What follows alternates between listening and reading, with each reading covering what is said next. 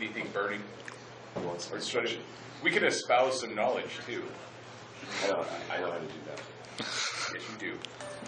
Okay, so obviously, at least I'll start because I'm standing and because I'm the most caffeinated, probably. When you're first thing, obviously not at a con, it's a very different environment. I will break it up, at least in my head, into a couple things. It's either fursuiting at not an event at all, so you're just in public doing stuff, and then there's fursuiting at things like sci-fi cons and anime cons and stuff like that.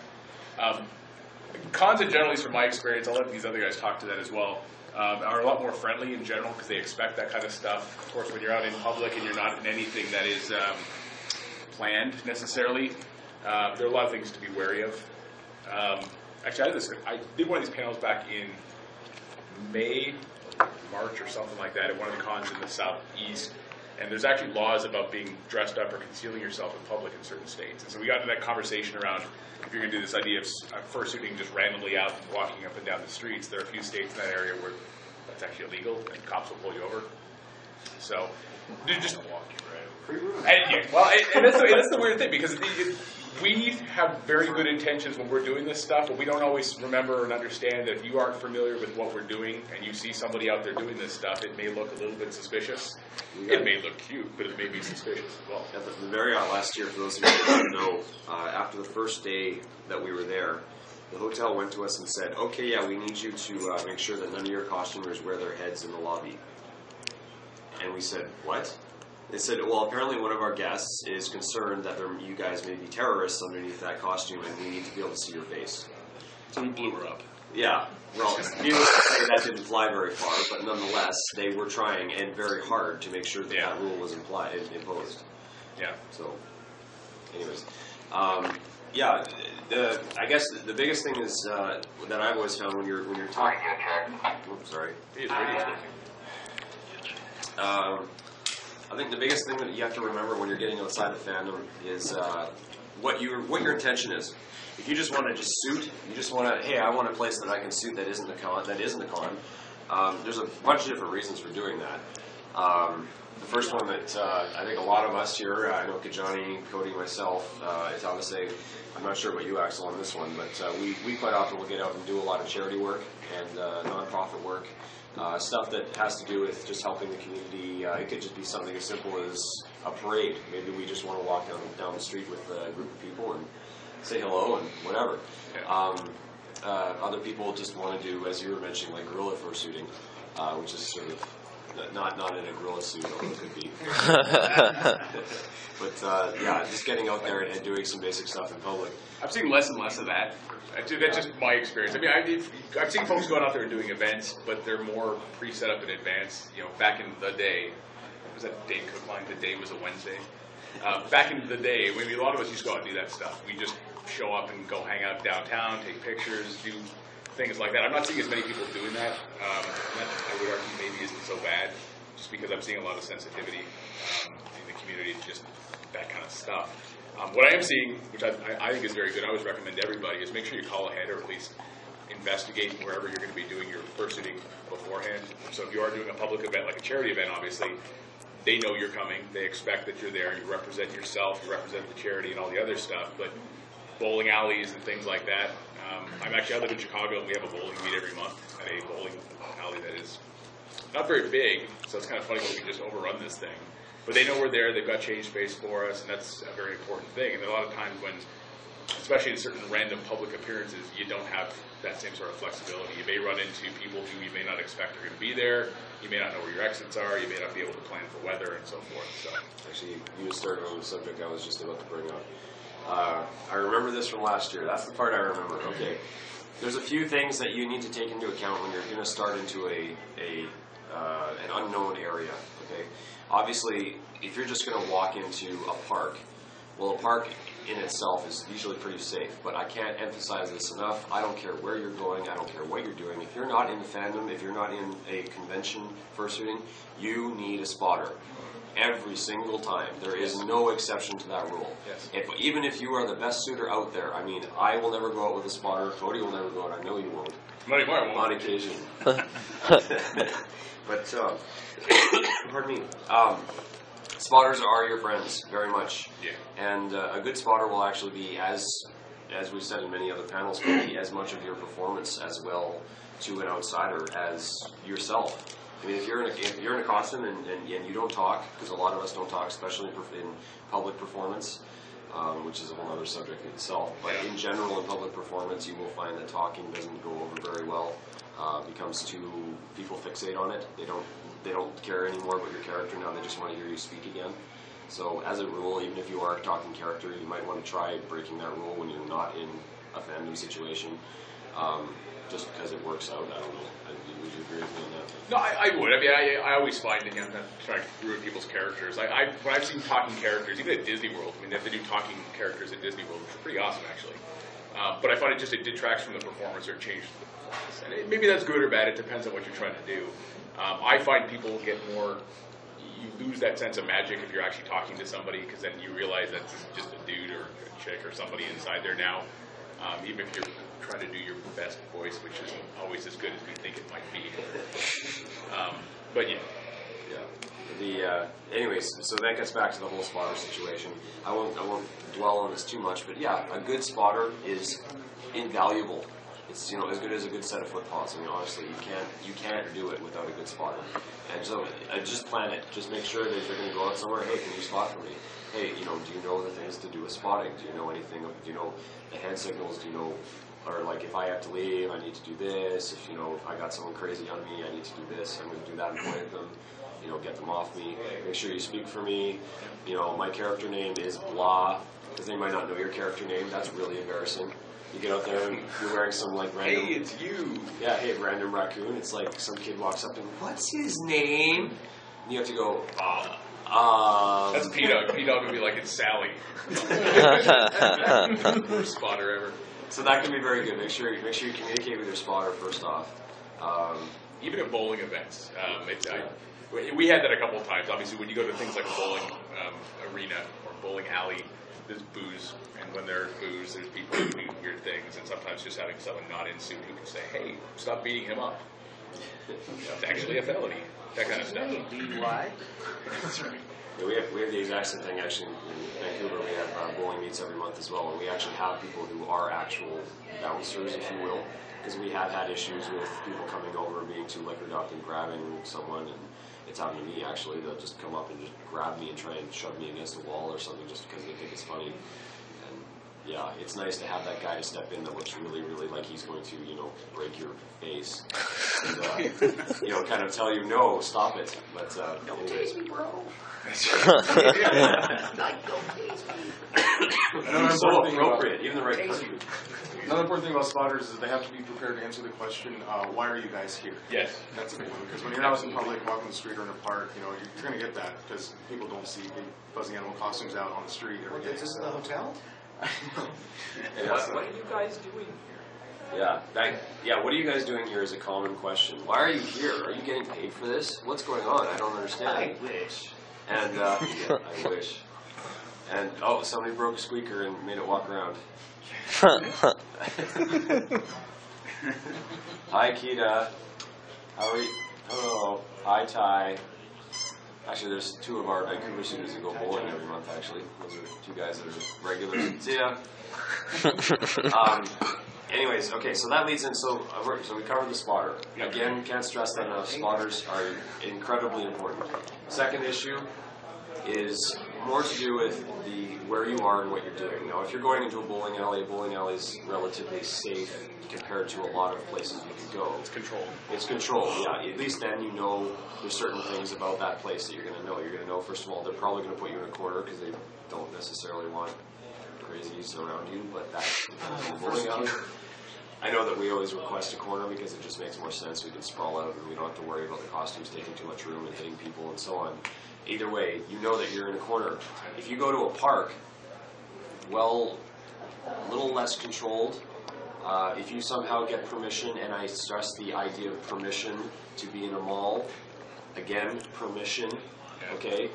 You have to know some very specific things before you go there. Like, specifically, what happens if you get mobbed by a daycare that just let out and was letting their kids out for a recess call or something, and now you are in this giant fuzzy costume and they all run at you, and there's nothing you can do to get away except, well, hopefully find somewhere to get away. But that's what I'm trying to get at, is know your environment. Absolutely know your environment. Like, do not just get into a suit and run into an area you've never been. Even if you have a spotter, just don't do it. Know the area you're going to, because there's so many unknowns that you just simply can't plan for. I mean, it's you have to know, and specifically knowing your exits. Because in a park, for example, a park is pretty straightforward. You've got a pretty open layout in most cases, but you can't necessarily walk around the grass. It's just been watered, half an hour before that. Knowing that in advance helps, because the minute you step there, you won't lose your foot paw. I've had that happen. Oh, yeah. Or dig up some buried treasures that the dogs have left on the grounds and such. Oh. Not so nice to clean out a fur. Yeah. Yeah, and I don't think I've done that yet. No, I have not done that. I've watched Lace do that though, and it's always very funny. The whole idea of outside the family. Oh stuff. my God, you ruined America. I know I did. And you really that's me in fursuit at a Star Trek convention in Vancouver. Those are the actual characters. By the way, they thought it was absolutely awesome. These are the guys from the show, the two main Klingons, if you will, Galron and Martok. That's a good question. Where's your red uniform? Yeah, I know. I should have had a red I think they're furrier than you are. I would have. Actually, it's really funny because we actually went for breakfast with them, because there was this thing you could buy into, like a continental breakfast, where they showed up in costume. And I showed up in costume too, because I figured, you know what, these guys do this professionally. They have to sit there for like 5 hours and get in makeup in the morning to come there for like an 8 o'clock or 8:30 breakfast. I can only imagine how frustrating that must be. So I decided, I'm going to do the same thing. I'll get in costume and I'll just be there. So I did. They walk in and they both do a double take and look at each other, and then Martok, the guy who plays Martok, just goes, "Oh, good, they brought breakfast for us." And then they call me Dog Boy for the rest of the day.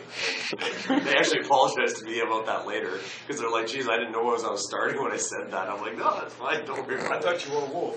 No, they honestly thought it was great. It was one of those things, because they never experienced this side of the fandom. They never experienced the different side of costuming that our fandom can represent. It was very enlightening to them. They thought it was really cool. They wanted to see the costume. They wanted to see all this stuff. It was really cool. And I mean, it can be very cool. Like, not just going in parks and malls, but just other cons, like you were saying, Jim. Very, very relevant stuff to do. A lot of fun. Hitting on that point, I want to emphasize a lot to everybody that doing this in a public setting is really a rewarding experience, because people aren't expecting it, and because it's something different that they haven't seen. So the reaction you will get from people is it's much better than what you get at a con. For example, at a con, people expect you to be. They expect to see versions. They expect to see sort of things like that. But if you are out in a public venue, they don't. This has never been seen before. And we were touching this briefly on the Fursuit performance panel, but anything you do is perceived as a much better experience for them than if you're at a convention. So I really do encourage everybody to get out there and do things. Totally. But if you're going between convention spaces and public places and commercial places, public places are not much of a point of contact. If there is, get a hold of them and let them know ahead of time. Yes. But for most commercial spaces, like outdoor malls, we've actually talked to a couple, and we had different reactions. There's many people that have attempted before just to, was it for guerrilla fursuiting? Guerrilla At malls, and that wasn't very well received. They got the security's attention really quick.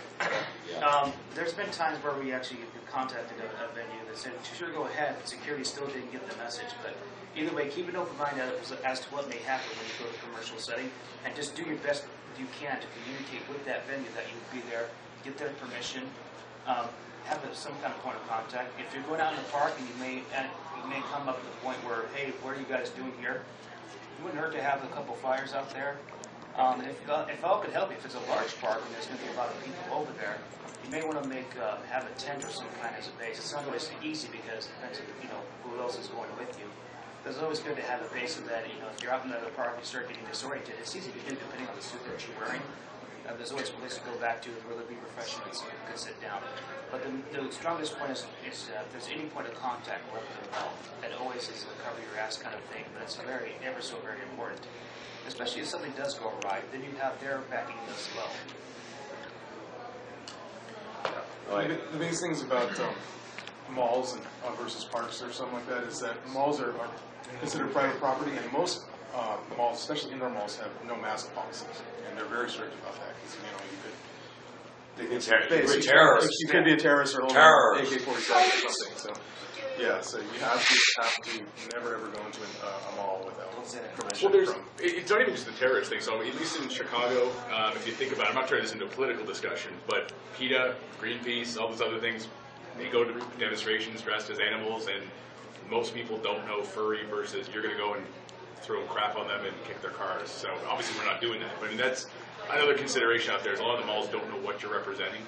And they're not sure, especially some of the more expensive malls, what your brand is doing, potentially their brand, so to speak. So there's all sorts of stuff like that gets really annoying as well. Yeah, I think I've gotten more than once when I was out doing things. I was looking for a photo, but I can't get the internet connection right now. We went out for anyone remember the Vancouver Olympics? Relatively recent. Did you guys have Olympics? Wow, almost nobody, jeez. I remember my hand is up, I just can't raise it. It was only 2 years ago, jeez. Or you could hockey ride up there too last year. It was good. Yeah, hockey ride. Oh, yeah. I appreciate that. Yeah. Thanks for bringing that up.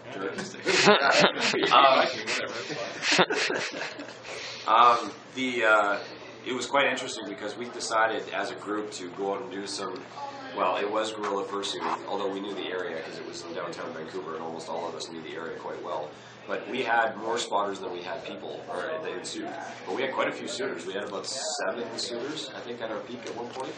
And we all got jerseys. I made up some jerseys that had a big maple leaf on them. And our names on the back, or sorry, the front, I should say. And it was really cool because we all looked like we were part of some major brand or something. And more than once, we had people come up to us and say, "So, who are you working for?" And we said, "Well, nobody." I was miming. I was in suit. And it was like, you're doing this for free. It's like, but no, you can't be. You got to be here. Being paid by somebody. Why are you here? It's like, I pointed at him, and he's like, "You're here for us?" I'm like, he goes, "Wow, that is really cool." And honestly, we had so many people saying that, just like, "Wow, you're really just here for free. You're just doing this for fun." Wow, that's really cool. So it was really neat. It was very fulfilling hearing that. That's a really good point about the jerseys too, because if you're going to be part of a group that goes out often to these sort of things, it's really good to have matching outfits for either your spotters or your suits or both. So it makes you more official for one. Yes. And more bump through. Has anybody actually done any public work, gone out with kids and stuff like that? Okay, so a couple people. Okay. Has anybody gotten face paint on their suit yet? No. Yeah. I have. I have gotten water-based Kids give you a big hug and they leave. It's like the Shrouded Turin right there. Yeah. But it was from a curling rink, man. You're in costume and you're walking around, and a kid comes up to you and he says, "I want to hug you." So you're like, "Okay," and you hug them, and they've got face paint from like Spider-Man all over them, right on your nice white cheek fur. "Oh, hi." Okay, now you got a giant red spot there. I don't look like Raiders fan. Oh no, I've been shot.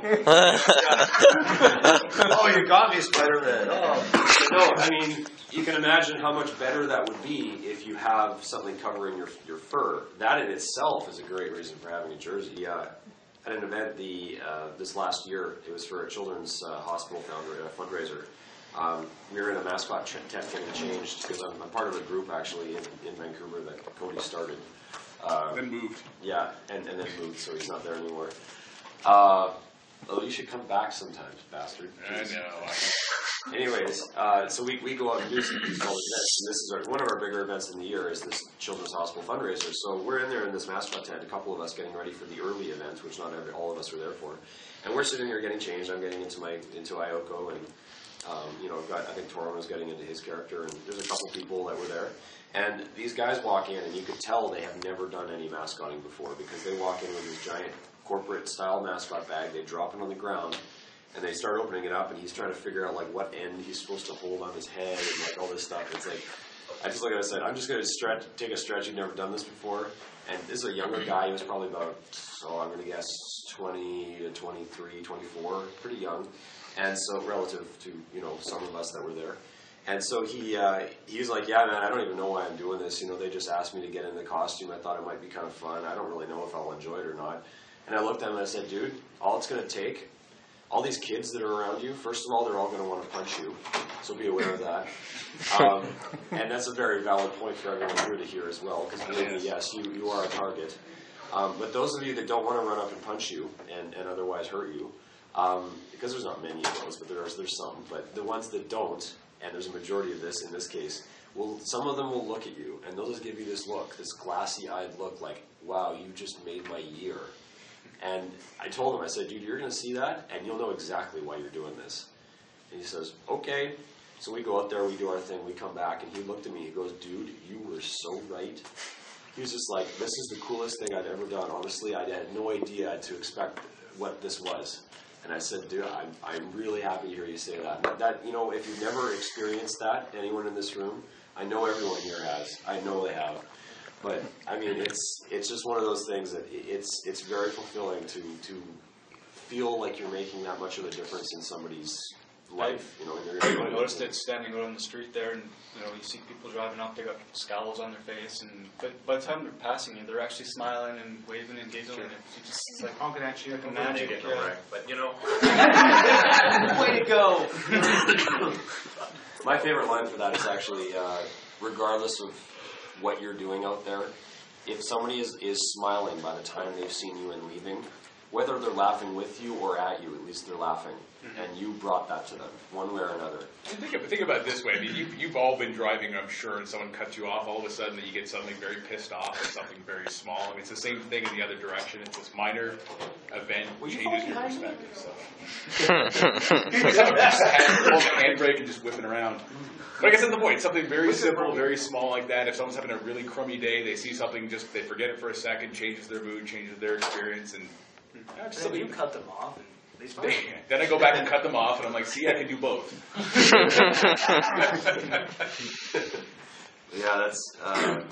That's a huge reason for doing it. Now, there's a couple approaches that we haven't discussed in terms of when you're out there in public, the things that I already mentioned very quickly about the no talking tends to be a really good rule to follow.